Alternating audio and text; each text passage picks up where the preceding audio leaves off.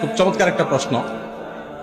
পাপ তো সবারই আছে, তো পাপ থাকার পরেও সোজা জান্নাতে চলে যাওয়ার উপায় কি? এটার উপায় হলো অটো পাস।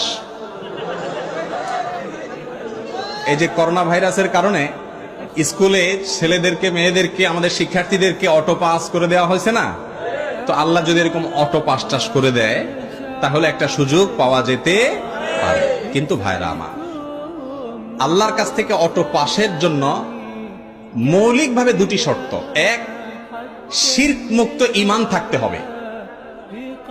যদি ঈমানের মধ্যে শিরক থাকে তাহলে সেক্ষেত্রে কোনো অবস্থাতে অটো পাসের কোনো সুযোগ নাই। আল্লাহ রাব্বুল আলামিনের কাছে অটো পাস পেতে হলে যেই কাজটি করতে হবে তা হলো শিরক মুক্ত থাকতে হবে। শিরক করে যদি কেউ মারা যায়, আল্লাহ তাআলা আগাম ঘোষণা দিয়েছেন সে অটো পাসটা হবে না, সে সোজা কোথায় যাবে?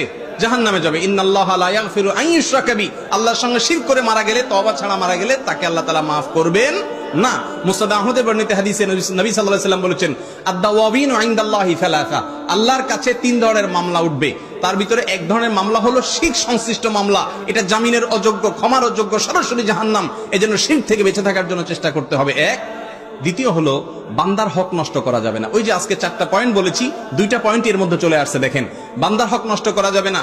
মানুষের অধিকার যদি নষ্ট করেন, কিয়ামতের দিন আল্লাহ নিজেও বলবেন যে এই মামলা আমি নিষ্পত্তি করব না। যার অধিকার নষ্ট করেছো তার কাছে এই মামলার ইখতিয়ার, তিনি চাইলে মাফ করবেন। আর কিয়ামতে কেউ কাউকে মাফ করবে না।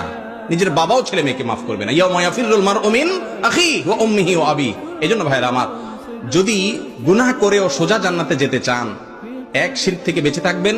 2, মানুষের হক নষ্ট করবেন না। আর 3, সর্বক্ষণ তওবাকে নবায়ন করবেন। কিছুক্ষণ পর পর বা প্রতিদিনই আল্লাহর কাছে লজ্জিত হয়ে মাপ চাইবেন এবং চেষ্টা করবেন গুনাহ ছাড়ার। এই কসরত যদি করতে করতে থাকেন, ইনশাআল্লাহ আশা করা যায় পাপের পরেও আল্লাহ তাআলা মাফ করে জান্নাত দিবেন।